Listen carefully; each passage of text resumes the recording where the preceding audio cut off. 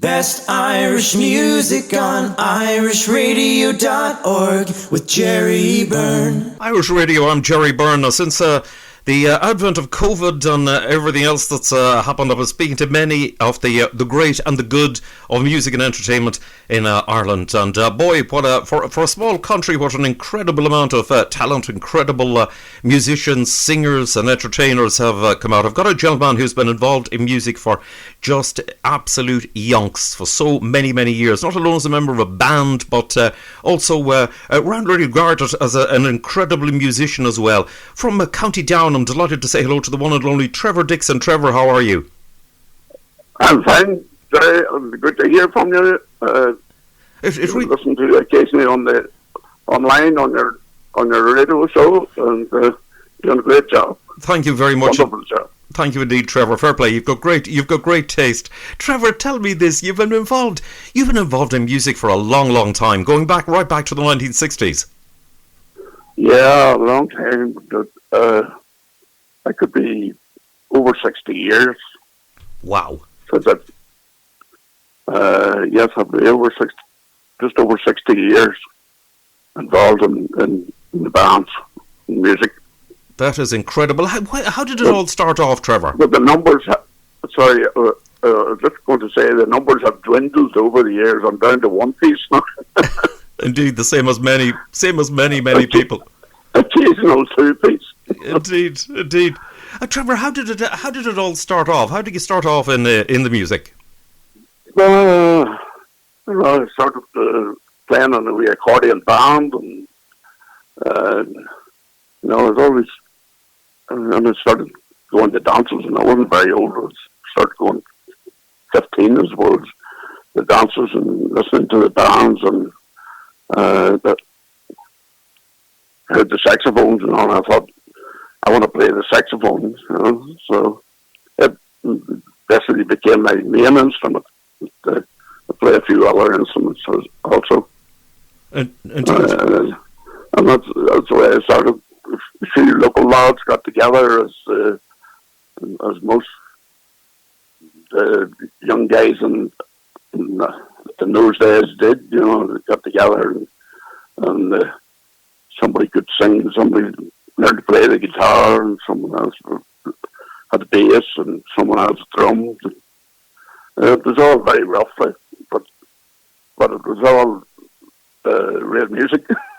Indeed. If you know what I mean. Indeed, that's it really went. It was incredible actually for the time.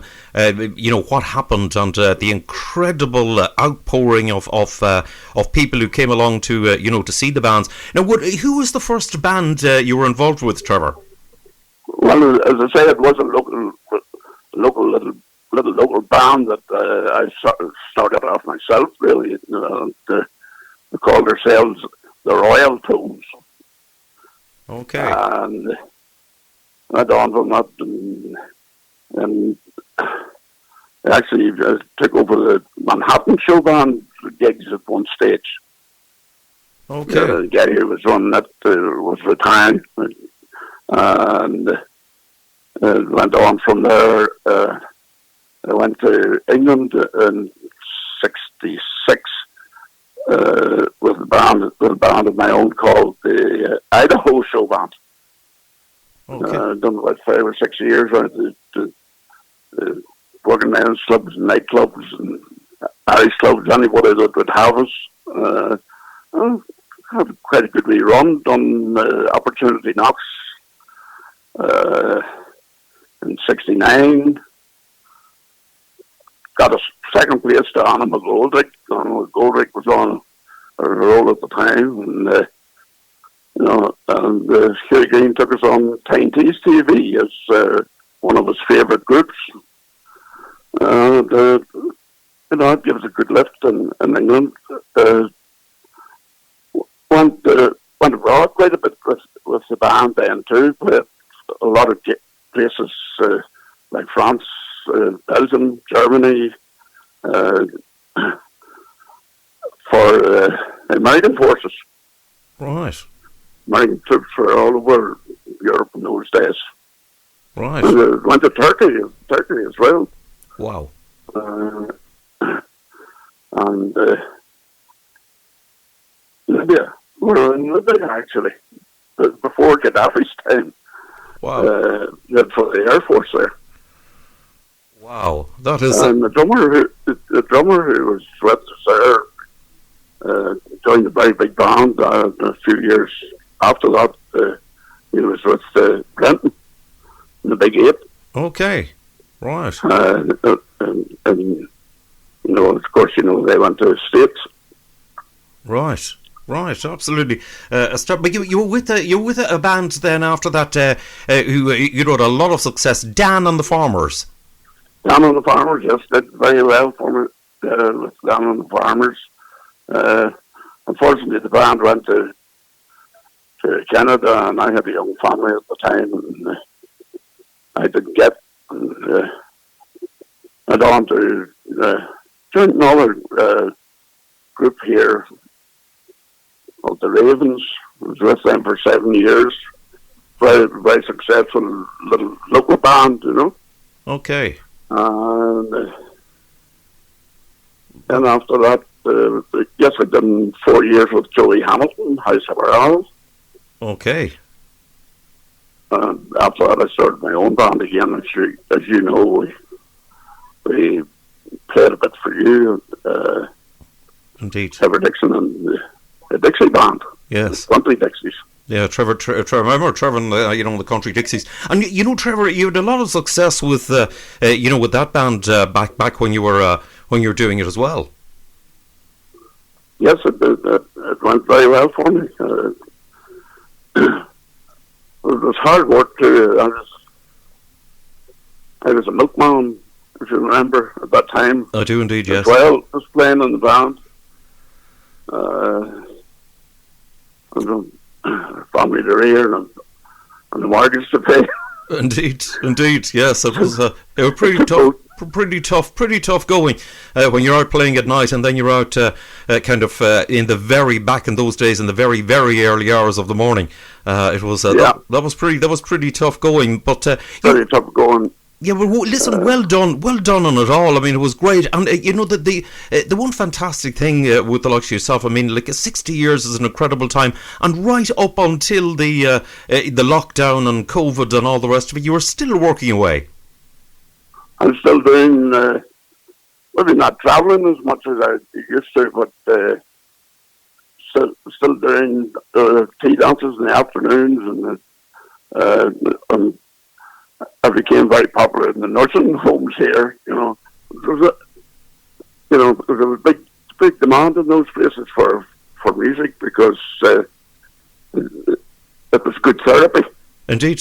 Oh, indeed. So music was great therapy, and I was able to play them all the old stuff. Yes. Well, I mean, you were able to. Well, the thing is, you were able to add the extra show to it, like by playing the various instruments, because what are the instruments you play? I know you play the tin whistle. Yeah, whistle, accordion, clarinet, saxophone, and then I have an electronic saxophone now. It plays all kinds of different sounds. Wow. Right, that is that's fantastic. I mean that adds to the show, and I can understand how it's fantastic therapy, and well done, Trevor, on it. I mean, it's a long time, and to still be working away until COVID struck, has been it's been something else. Well done. That's you're definitely doing something right, or a number of things right. Yeah, well, the thing is, I always try to entertain as best I can. Yes. I'm not the greatest. I haven't got the greatest voice in the world, but I enjoy what I do, and it kind of rubs off. Yes, indeed. So, and you've also listened all over the time. You've released quite a lot of recorded material as well. Yes, I've recorded a lot of stuff over the years, probably in excess of 20 CDs, and quite a few DVDs also. Yes. I don't know about recording at one time with Gene Stewart, and Gene was a tremendous help to me all the way. He gave me, he gave me a great lift along the way. Yes, yes, he was. And, and sadly he's gone too, and miss him so much. Indeed. So many people have said the same thing to me, that he really did. He really did try and help people along the way. Gene was a great guy, and he's like myself. He liked to party a little sometimes. Indeed. Why not? But fair play, Gene. Gene certainly did. And I remember the recordings that you did with Gene. Absolutely, top class stuff, and did extremely well for you. Oh yes, I have to say, yes. He was, it was just a great friend. Indeed. Indeed. One of the. He once said on stage at one of the wee concert I'd organised that I was his best friend. Right. I was very humbled by that. Yes, indeed. A giant among giants in music, and no doubt about it. Trevor, listen, it's been fascinating to catch up with you. Well done on everything you've done all over the years. And you were still doing up until COVID struck. But listen, as soon as it's safe to do so, no doubt you'll be chopping at the bit again, and you'll be back in action. Yeah, you just took the word out of my mouth. I was going to say I'm chomping at the bit to get back. Yes. Indeed, I can well believe it. Trevor, listen, it's been lovely to speak to you again. It really has. And listen, I wish you all the success in the world, and to yourself and your family. Listen, stay safe and stay well. Pleasure. Thank you very much for having me. Thank you.